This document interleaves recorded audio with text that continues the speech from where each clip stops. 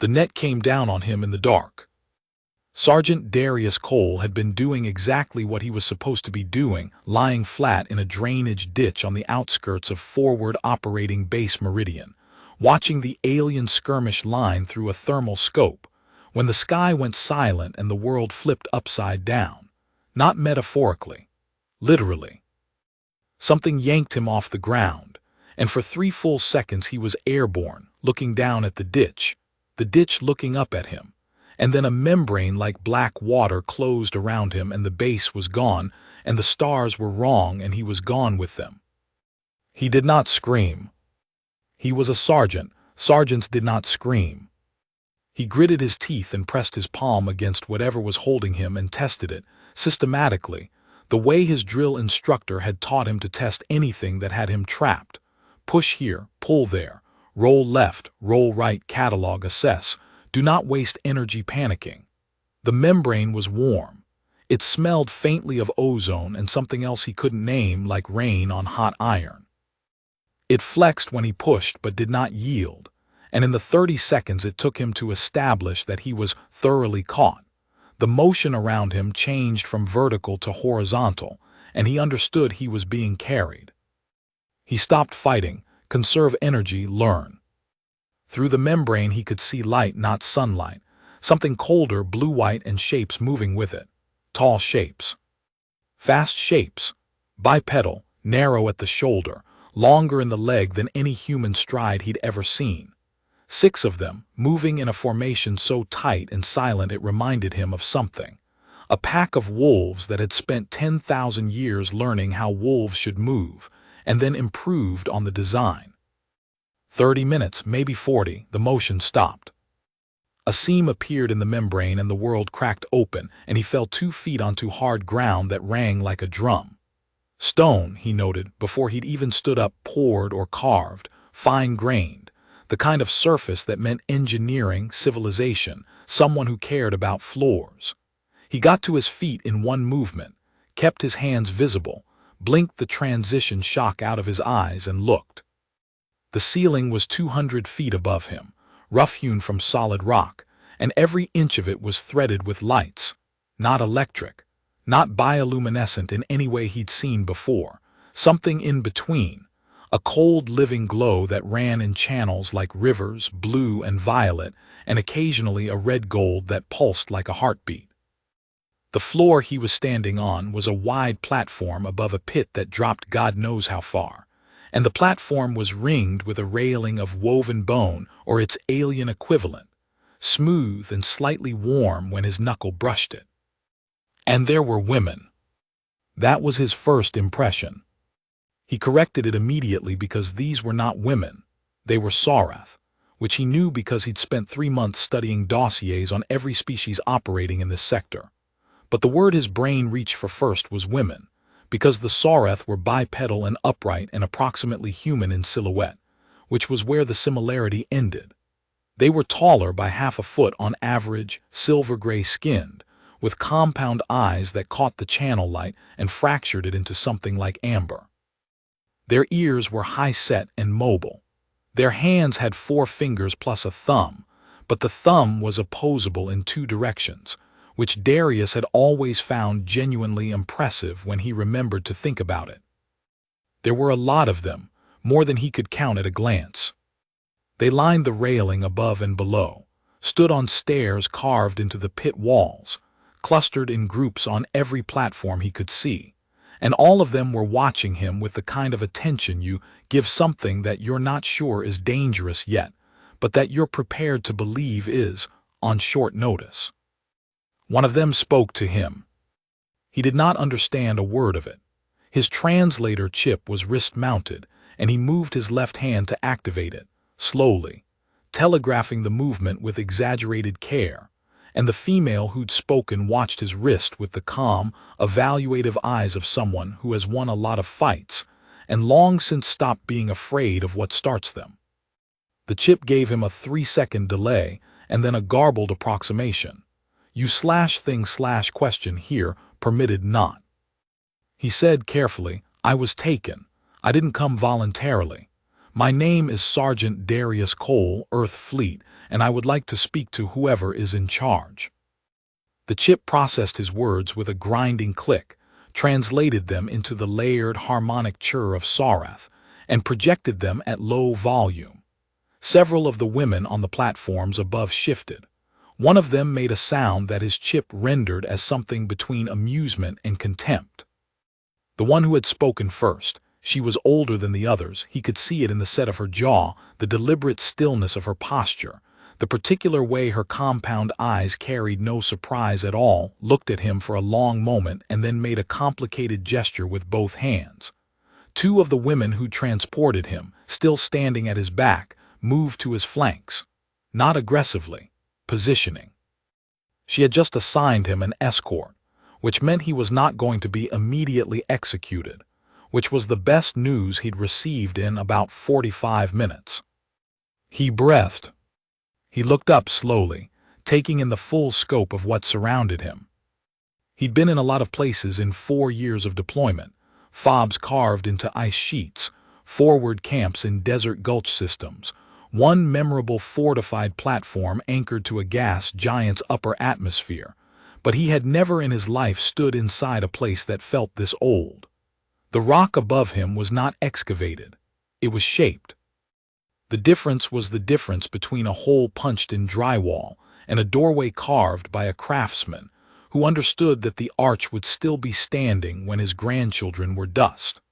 Whoever had built this bunker had built it to last past the concept of time, and they had built it around a community that had no intention of being found. He thought 1,000 women, the chip in his arm had told him at mission briefing, give or take.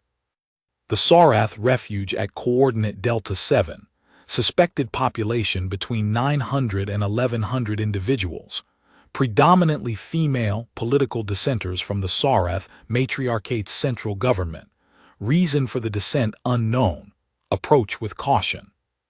He had been approaching with caution. He had been 160 meters from the perimeter, flat on his belly in a drainage ditch, approaching with caution, when caution had become irrelevant. The older female gestured again and the escort touched his arms, not gripping, touching, indicating direction, and he went where they pointed him. The cell was not a cell in any punitive sense.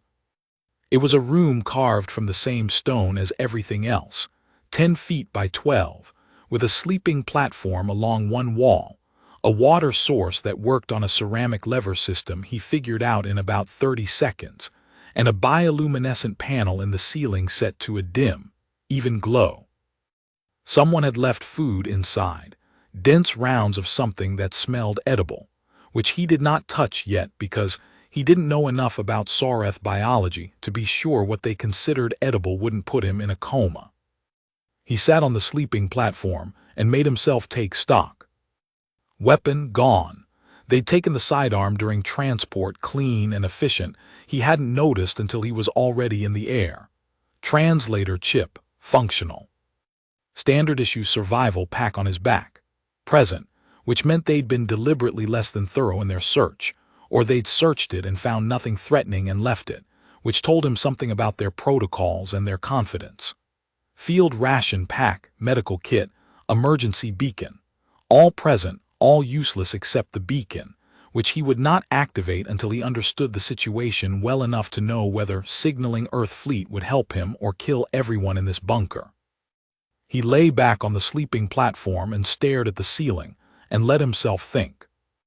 Black Panther had been his father's favorite film. His father had watched it approximately once a month his entire adult life, had a particular fondness for the scene on the waterfall cliff. "That's what it looks like," his father used to say, gesturing at the screen, "when people know who they are," and Darius had absorbed it by cultural osmosis until he could recite half the dialogue without trying. He thought about it now because the bunker reminded him of it. The hidden civilization, the impossible sophistication underground, the sense of entering somewhere that had decided it didn't need the outside world and had been right about it for long enough to forget what doubt felt like. He fell asleep thinking about waterfalls and woke up to someone watching him.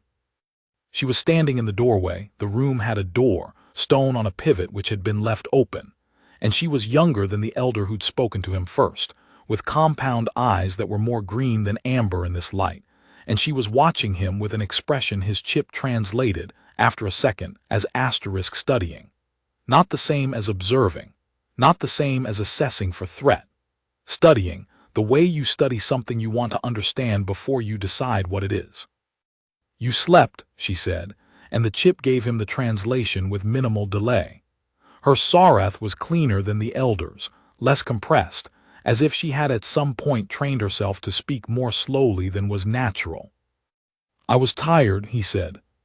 You were in a strange place, full of people who might harm you, and you slept. I was very tired, he said. A pause, then something in her expression shifted to the thing his chip rendered as asterisk reluctant amusement. My name is Sherath. I have been designated your. She made a gesture with 2 fingers that the chip struggled with, spitting out guide/warden/interpreter/keeper before settling on asterisk liaison. I have some familiarity with your language patterns. The Elder Council has questions for you. I have some questions for them, he said. What are the chances of a trade? Lower than you would like, Sherath said. Come. The council chamber was deep, 3 levels below where he'd been brought in, and the change in the air was noticeable. Cooler, slightly denser, carrying a mineral smell that meant they were closer to a water table. The chamber itself was circular and wide, with tiered seating cut into the walls like an amphitheater, and every tier was filled. He counted as he walked in. He had been a sergeant long enough to count automatically and without being obvious about it. He stopped counting at 300 because his chip was already signaling asterisk large crowd/danger uncertain. Proceed carefully, and he didn't need a head count to know he was the only human in the room. In the center of the floor, 7 elders were seated at a curved table made of the same bone-pale material as the railings above. The oldest of them, older than the woman who'd assessed him on the platform, older than the concept of old as he usually applied it, sat at the center of the curve. Her compound eyes were more red than amber now, dark-faceted, and they tracked him from the moment he entered to the moment he stopped walking. She said something. The chip gave him, we name this creature, question. Sherath at his shoulder murmured, the elder means you are a question that has been placed before us, uninvited. The question is what you are and what to do with you. My name is Sergeant Darius Cole, he said, Earth Fleet Expeditionary. I was in your territory monitoring a matriarchate skirmish line that had been conducting raids on our forward position. I was not raiding you. I was not targeting you. The women who collected me appear to have scooped me up while sweeping the perimeter for matriarchate scouts. The chip ground through it. The council elder watched him speak. When the translation finished, she said 3 syllables. Sherath translated. She says, you were in our territory. The reason does not change the fact. I understand that, Darius said. I'm not arguing the fact. I'm explaining the reason so that you can decide what kind of problem I am. The council elder tilted her head. She said something else. She asks, Sherath said carefully, whether you understand the danger of your position. Yes, he said. 1 human, no weapon, no allies within transport range, inside a facility that your people have spent considerable effort keeping secret. Yes, I understand the danger. A murmur ran through the tiers above. Not hostile, he thought, something more like appraisal. Then the elder at the far left end of the curve spoke, and her tone was different, sharper, dismissive, riding on the front edge of contempt. The chip gave Darius. This thing is soft/flat-faced/wrong-shaped/small. Why do we speak to it as if it can answer? He had heard that particular register before. Different species, different syllables, the same fundamental music. You are beneath the threshold where our courtesy is required. He waited for it to finish. He said, into the silence after, tell her I understand what she said. Sherath went still. Tell her I understand she called me soft and wrong-shaped and small, he said. And tell her that on my planet, every species that has said some version of that to a human has eventually had to revise the assessment. I'm not threatening. I'm providing context." The chip translated it. The elder who had spoken went very still.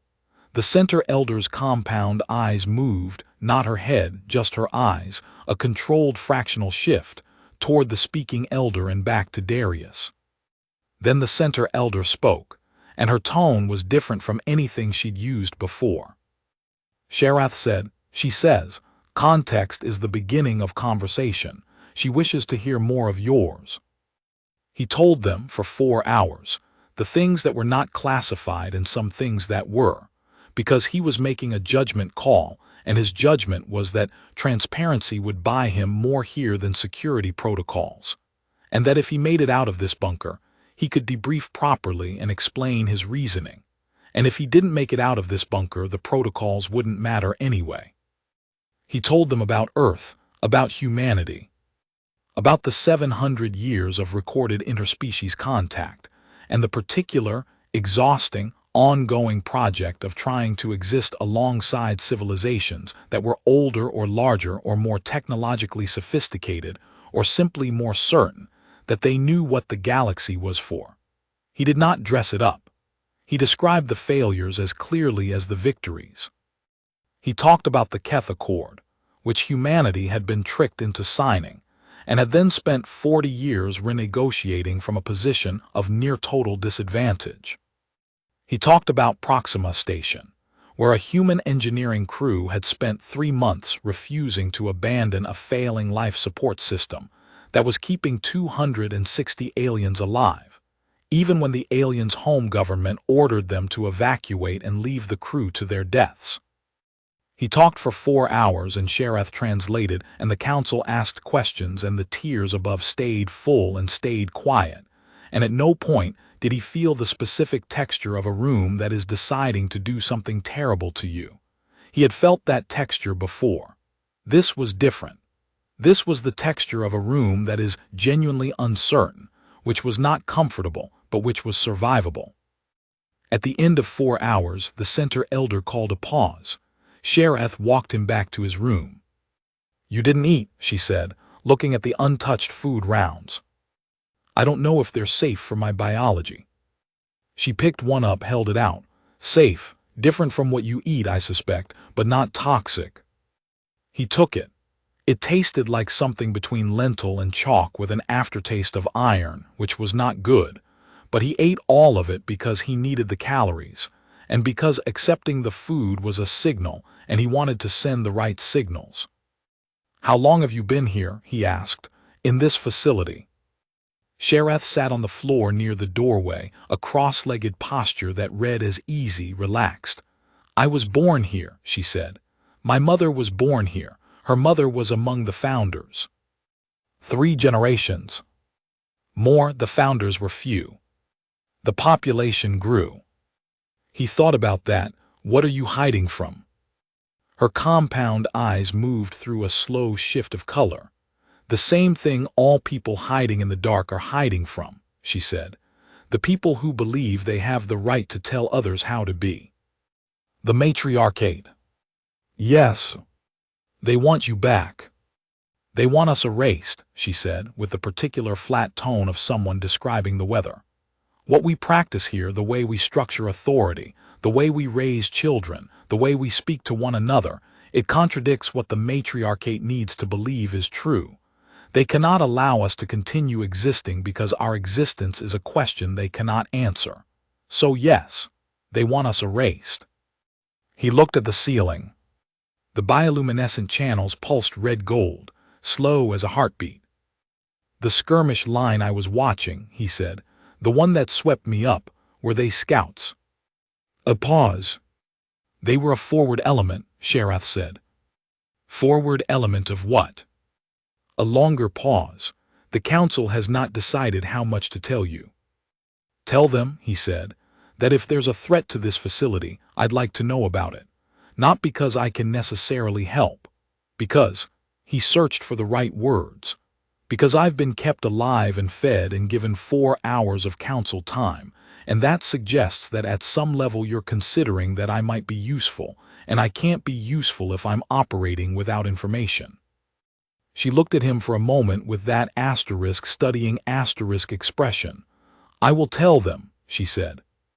The information came in pieces over the next 2 days. The matriarchate force was not a sweep line or a scout element. It was an advance column, 200 combat units, Sareth military grade, with ground-penetrating survey equipment, that had been systematically working through this sector for 3 weeks, conducting subsurface scans at 1-kilometer intervals. They were looking for the bunker. They had been looking for some time, and they were getting closer, and the council had known for 18 days that their margin was shrinking, and they had no plan that they believed would work. He asked Shareth why they hadn't simply run. She showed him the maps.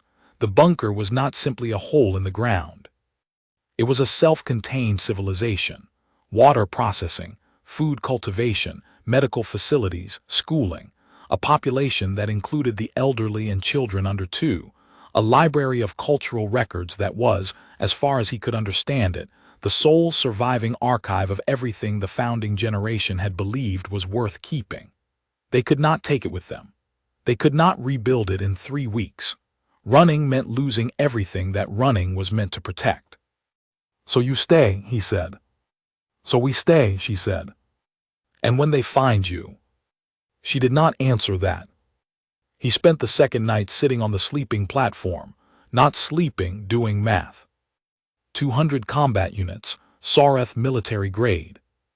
The bunker population, roughly 950, a number Shareth had confirmed that afternoon.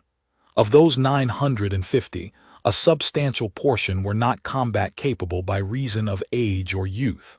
Of the combat-capable portion, maybe 600 being generous, how many had military training? How many had weapons? What was the bunker's defensive configuration? He asked these questions over the next day and received answers with increasing frankness, which told him the council's internal debate was resolving in a particular direction, and the direction was desperate enough to consider anything. The defensive configuration was the most interesting part.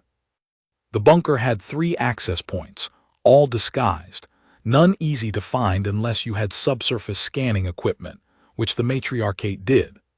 The Sareth dissenters had weapons, not military grade but functional, a mix of particle lances and kinetic tools that had been modified over 3 generations for combat use, and they had people who knew how to use them.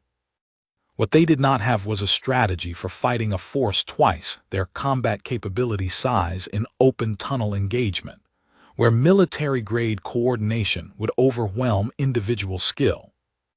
"You're thinking of a different kind of fight," he said. Shareth looked at him. They were sitting in a corridor near the 3rd level, sharing a meal which had become something of a habit.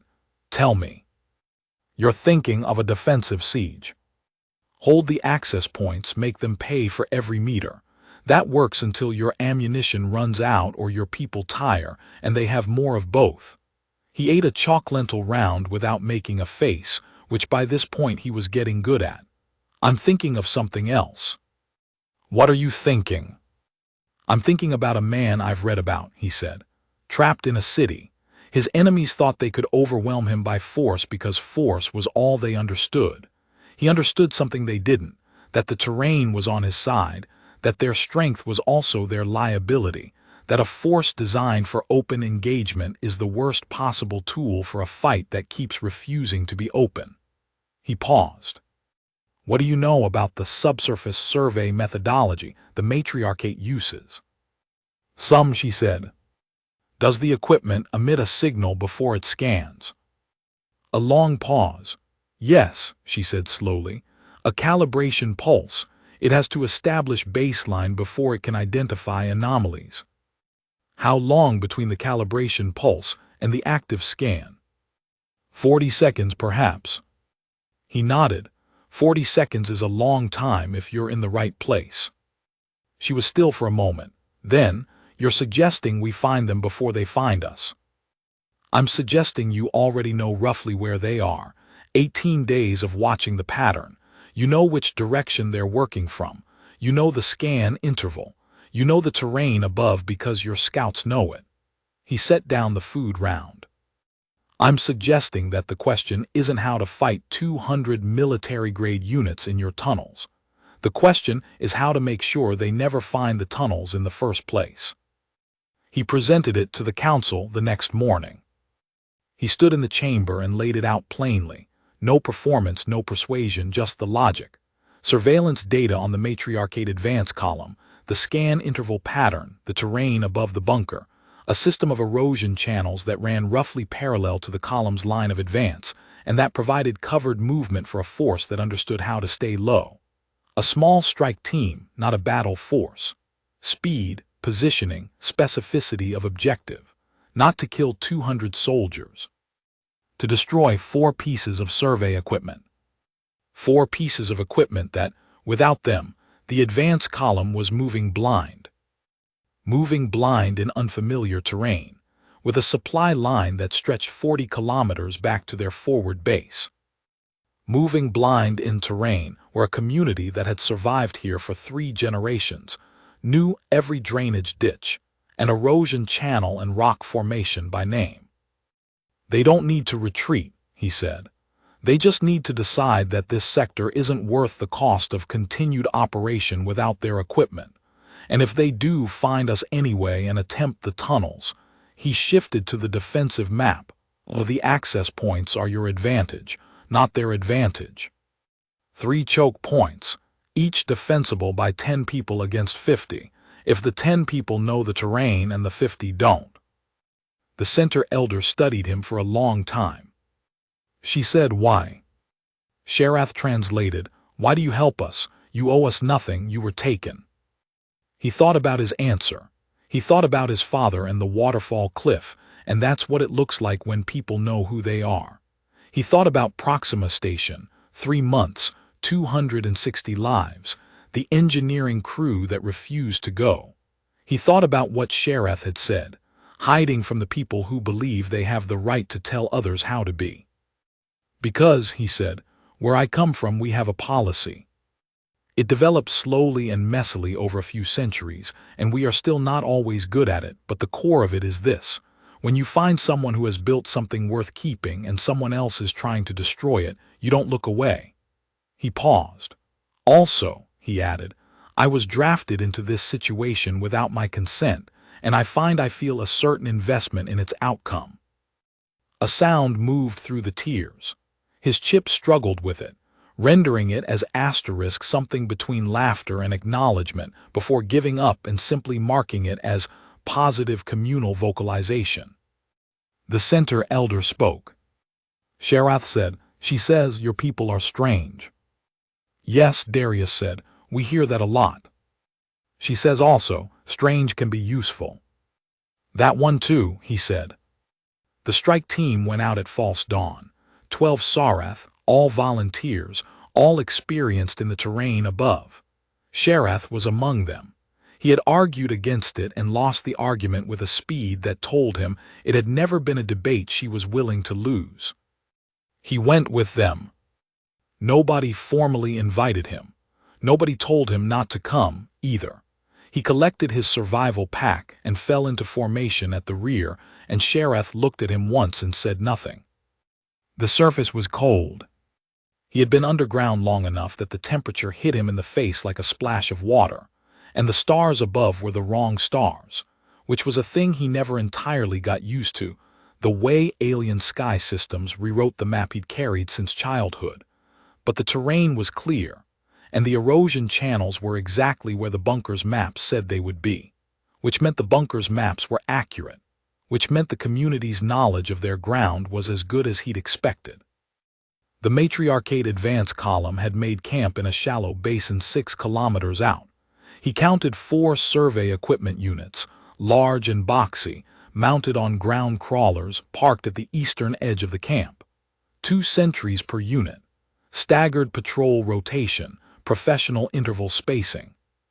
He and Sharath lay side by side in the channel lip, and he studied the patrol rotation for 11 minutes until he had it down cold. 7-minute window, he said quietly. After the east pair passes, before the north pair closes their gap. Sheriff passed this to the team in a compressed harmonic that was too low and too fast for him to follow.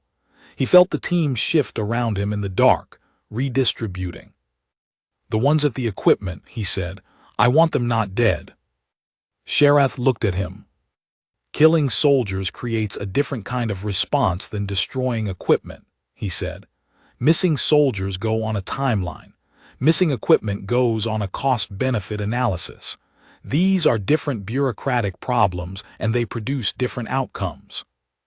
She looked at him for a moment longer. Then she turned and spoke to the team. When the East Patrol pair turned their backs, the team moved. It was not a battle. It was barely a skirmish. 12 people who knew exactly where they were going in the dark, on terrain they had been briefed to the inch, against 2 sentries per unit who were competent but not expecting contact. The sentries were incapacitated. The Sareth had a grip technique he hadn't seen before, precise pressure at the base of the neck, 3 seconds, down without damage. And the survey units came apart with the focused application of tools he recognized from the Survival Pack's engineering kit, which he had offered, and which the team had adapted with a speed that impressed him. 4 units, 7-minute window. They were back in the channel with 90 seconds to spare. The camp did not raise an alarm until 17 minutes later, when the patrol rotation completed its cycle and found the sentries waking up confused and the equipment reduced to components. By then they were 4 kilometers away and moving. The matriarchate column sat in its basin for 2 days. The bunker's watchers above tracked the pattern. Initial confusion, then methodical search radius, then supply inventory assessment, then the communications pattern that Sheriff read as requesting resupply authorization, and that resolved over 36 hours into the pattern she read as asterisk resupply denied, reallocation pending. On the 3rd day after the strike, the column began to move back east. The center elder called a session. Not a formal council session, not the full chamber with the tiers packed. A smaller room, 7 chairs, Darius in one of them, Sheriff at his side, the 6 remaining elders around the curve of a table. The center elder spoke for a long time. Sheriff translated in pieces. A vote had been taken. A decision had been reached. The community had concluded that the situation had changed and that the change required acknowledgement. He had been brought here without consent, had been held without charge, had been given information that was sensitive to the community's survival, and had used that information in a manner that served the community's interests. These facts, taken together, required a response. He waited. The center elder spoke again. Sheriff said, "She says, you are not what we expected. We have spent 3 generations deciding what the outside world is. You complicate that decision. She finds this, the chip struggled, annoying and valuable in equal measure." "That's fair," he said. "She says, we cannot offer you citizenship. Our laws do not permit it under current standing. She says," Sheriff paused, something moving in her expression that he couldn't quite read, she says, "we can offer you a name." He looked at the center elder. "A name." The elder spoke again. Sheriff said, "In our tradition, a name given by the community is not a label. It is a statement about what we have decided you are." She says the name she offers is Veth-So-Kareth. It means approximately, the one who looked at our problem and saw it differently. The room was quiet. He had been called a lot of things in his life. Sergeant, soldier, asset. On his worst deployment, he'd been called collateral, which was the kind of thing you could technically survive hearing if you filed it deep enough.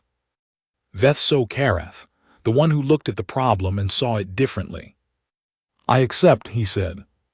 They gave him a room with a window. Not to the surface. The bunker had no surface windows for obvious reasons, but to an internal courtyard he hadn't known existed. A space 4 levels down where they grew something that looked like moss but flowered in the blue-violet channel light, tiny blossoms no bigger than his thumbnail. And children ran between the rows in the half-dark and laughed in the particular undifferentiated way that children everywhere laughed, which was the same across species, he had found. The laugh that doesn't know yet what it has to worry about. He watched them through the window and thought about how to explain this in his debrief. The mission had been, observe the matriarchate skirmish line. He had been captured by the observation subject. He had spent 12 days in a dissident community's hidden bunker, been incorporated into their operational planning, participated in a direct action against a matriarchate advance column, and been given a name by their council of elders. Command was going to have opinions about this. Sharath found him at the window. She had a way of appearing without announcement that he'd stopped being surprised by around day 4. She stood beside him and looked at the children in the courtyard. The column will report their failure, she said. The matriarchate will analyze it. They will determine that something is wrong with their approach to this sector. They will adjust. Yes, he said. We bought time. That's what operations like that buy, time. It's not nothing. She was quiet for a moment. How long do you think we have? He didn't lie to her. He had decided early on that she was not someone to whom lying would do any good. 18 months, maybe 2 years before they reconfigure and return with different equipment. Could be sooner. Depends on their budget priorities and what else they're managing. 2 years, she said, to find another solution. Or to build one. She looked at him sideways. You have a specific thought. He did. He had been having it since day 4. The Earth Fleet forward position I was operating out of is 40 kilometers from here. 40 kilometers is not very far in terms of what a mutual non-aggression pact could cover. An Earth Fleet has some interest in what the matriarchate is doing in this sector, given that they've been raiding our forward position, which suggests either that they're expanding their operation radius or that something is happening with their supply logistics and they're supplementing. Either way, it's information we want. And I would imagine, he said, that a community of people who have survived undetected for 3 generations in this terrain, and who know every erosion channel and drainage ditch in a 6-kilometer radius, might be worth speaking to, Sharath said. Might be worth speaking to, he agreed. She was quiet.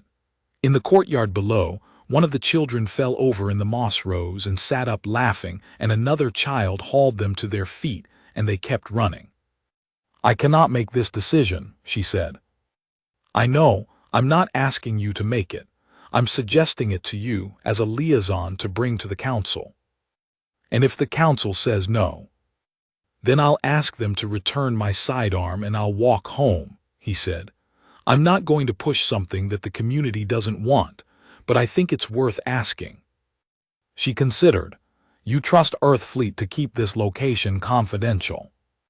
He thought about that honestly, the way she'd taught him to think about things, not the version that made his side look good, but the actual version. I trust that Earth Fleet has strategic reasons to value maintaining a relationship with a community that is currently an intelligence asset in an active zone of matriarchate operation. Which is a longer and more qualified way of saying yes, but it's the accurate version. You're an unusual soldier, she said. I'm a sergeant, he said. Sergeants learn to be accurate about things. She almost smiled. He'd seen her almost smile enough times to recognize it as the nearest her face went to the full version. The council deliberated for 4 days. He stayed in his room with the window and watched the courtyard and ate the chocolate rounds and thought about his father's apartment, the screen in the corner, the waterfall scene. Challenge me. Challenge me. His father saying, that's how you know a society is healthy, son, when it has a ritual for dealing with the question of who should lead. Doesn't matter if it's a movie or not. The ritual is the truth. On the 5th day, Sharath came to his door. The council has reached a decision, she said. He read her expression, the particular stillness that she carried when she was about to say something significant. "They have agreed," she said, "to a preliminary contact.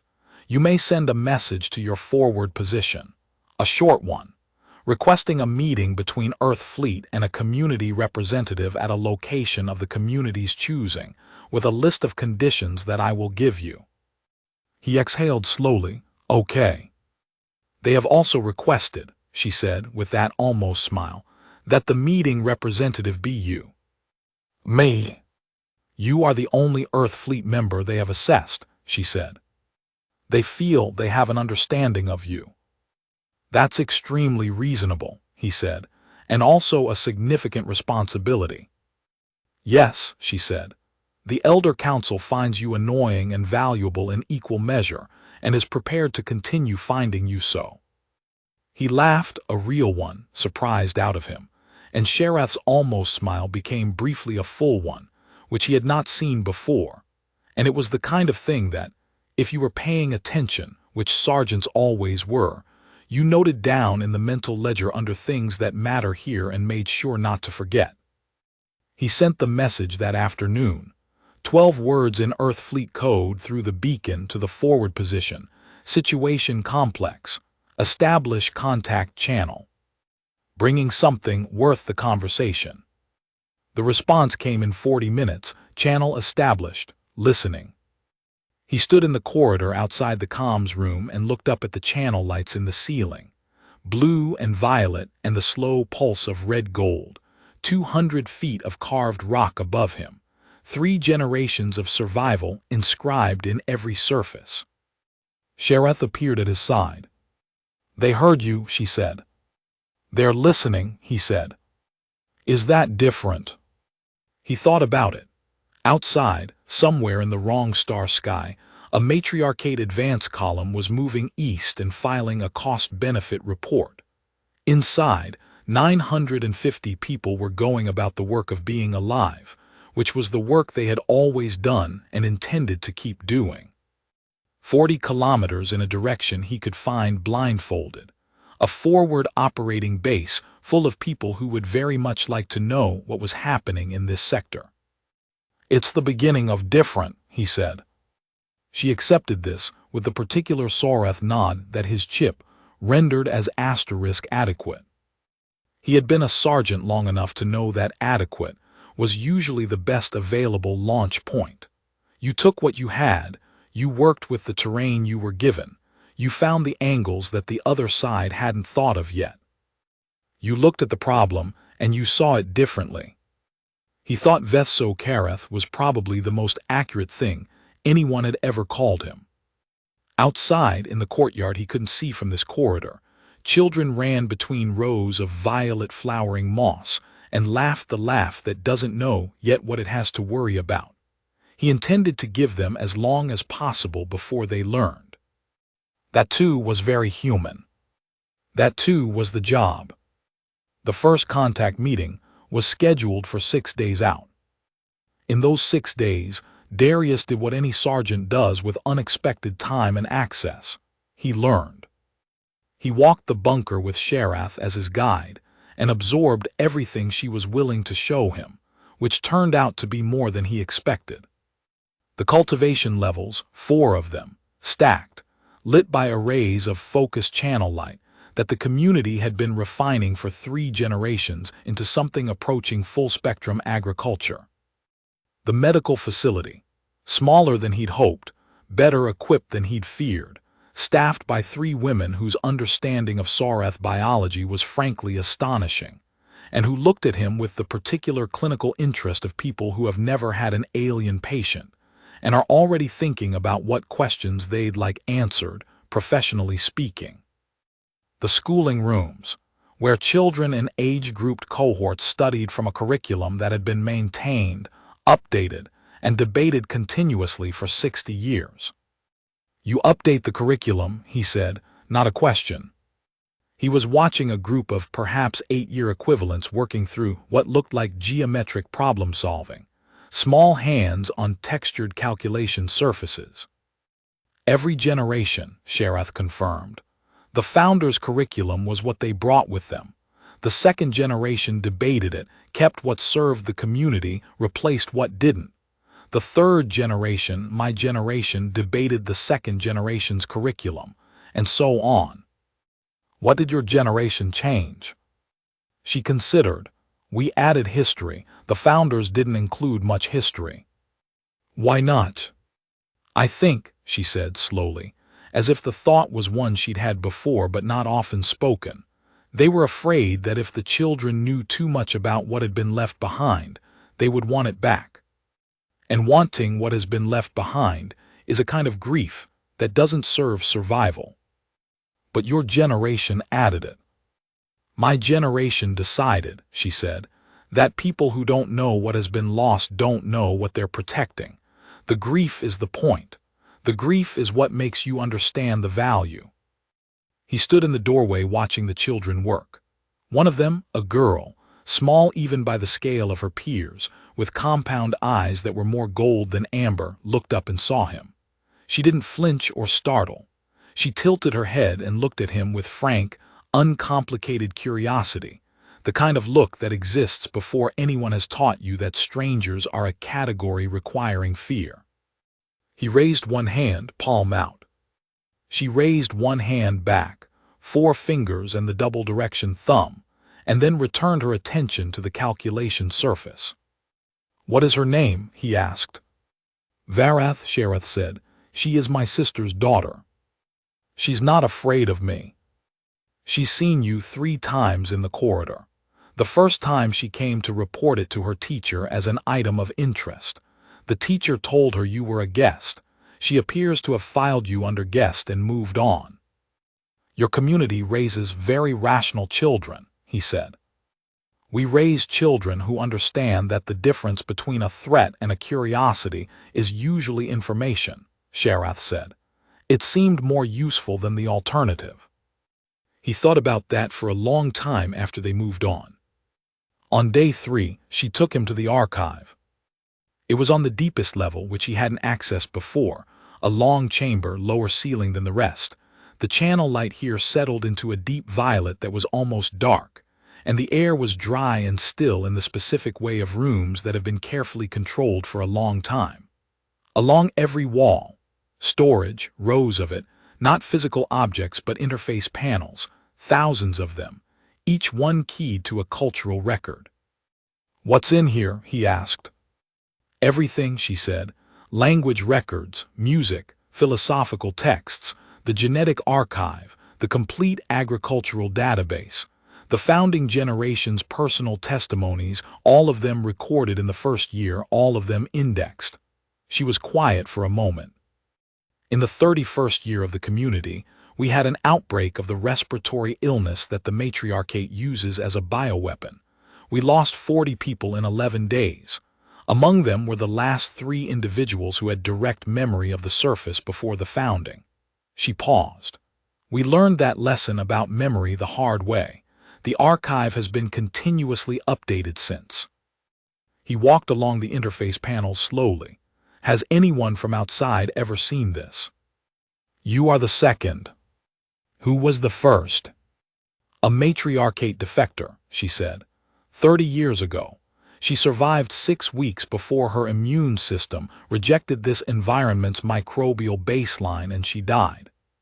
She saw the archive in her 3rd week and spent the remaining time recording what she called a response document, her own testimony, placed in contrast to ours, a 2-sided account of what the matriarchate had done and what it had cost.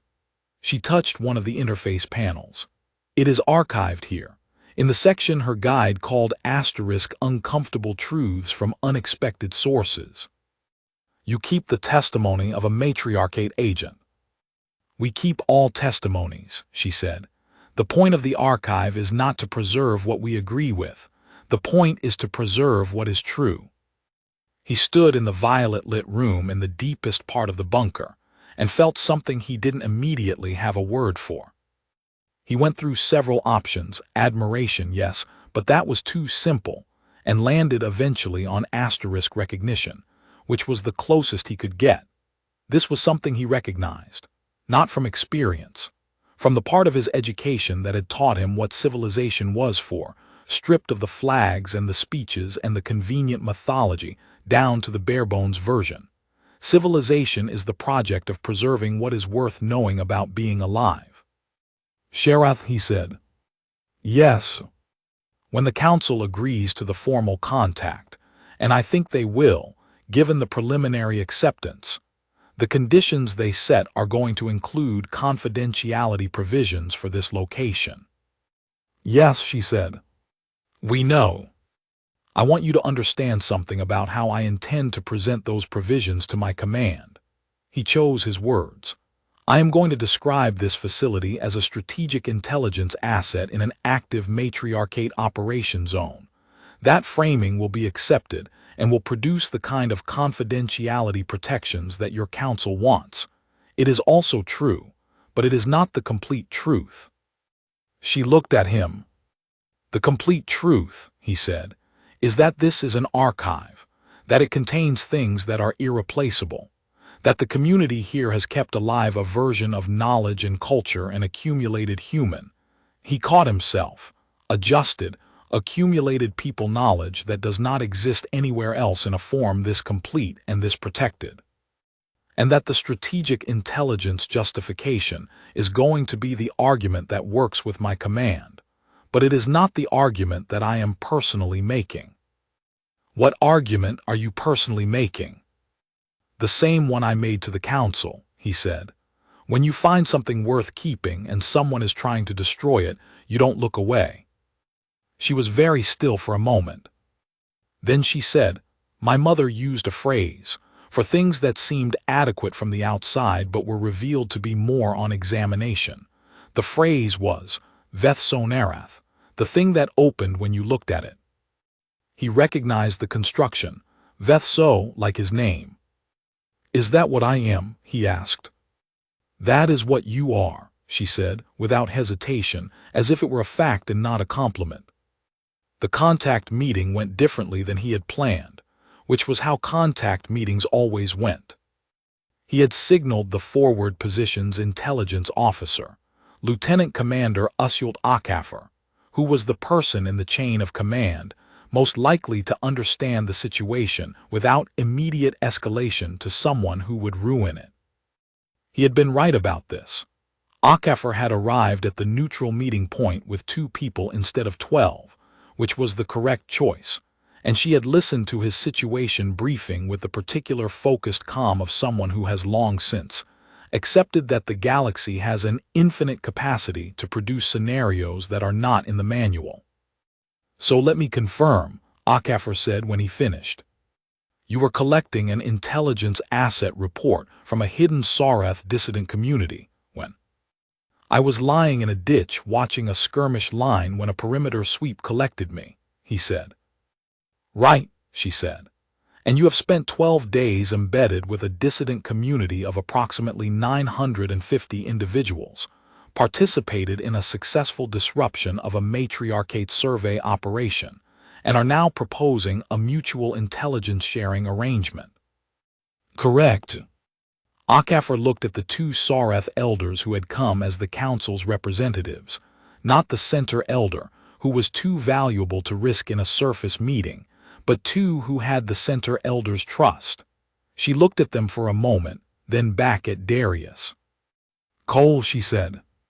Commander, the next time you go out on solo recon and come back 12 days late with a geopolitical alliance in your pocket, I need you to file the appropriate pre-clearance paperwork. I'll do my best, Commander.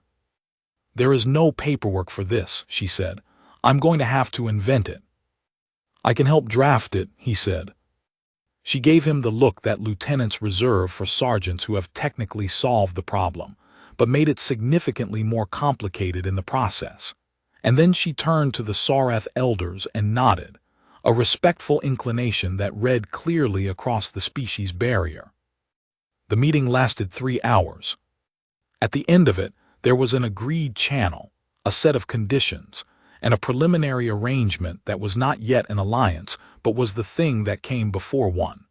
A mutual acknowledgement that both parties had information the other wanted, and that there were ways to structure that exchange that served both parties' survival. The center elder's response, relayed through the two representatives in Sharath's translation, was 3 words. Context becomes conversation. He stayed 4 more days. Not for strategic reasons. The reasons were personal, and he did not apologize for them to himself, which was a thing he had gotten better at over 4 years of deployment. Understanding the difference between a decision that needed justification and a decision that simply needed making. On the first extra day, he sat in the cultivation level and helped with what turned out to be a planting rotation, which he was not skilled at but which Varath, the small girl from the schoolroom, evidently considered a matter of pride to demonstrate to the alien guest, so he followed her direction and planted things, and was informed when he was doing it wrong and tried again. On the second extra day, he sat in the archive with Sharath, and she showed him the founding generation's personal testimonies, played at low volume, and he listened to voices that had been preserved for 3 generations in a dry and careful room, talking about the moment they had decided to leave and why, and what they had hoped for, which was not safety or survival but something harder and more specific. The right to be what they were without justification. On the third extra day, he had a long conversation with the community's senior engineer, a woman named Karath who communicated entirely in technical language and responded to his structural engineering observations with the kind of competitive interest that engineers everywhere responded to someone who had just suggested a better approach to a problem they had lived with for years. They spent 6 hours discussing the water processing system. He had 3 ideas that she rejected, and one that she said, with the tone of someone admitting something against their better judgment, was possibly interesting. On the 4th extra day, he sat in the corridor with Sharath, and they didn't talk much, which was its own kind of conversation. At the end of it, she walked with him to the access point. "You will come back," she said. It was not quite a question. "I'll be the Earth Fleet liaison for the arrangement," he said. "So yes." "That's a practical reason." "Yes," he said. She almost smiled. "Good," she said. "Practical reasons are dependable." He went up through the access tunnel, through the false floor exit, out into the cold air of an alien surface under wrong stars, and he found the compass heading and started walking the 40 kilometers back to forward operating base meridian. He walked and thought about what he was going to write in his report.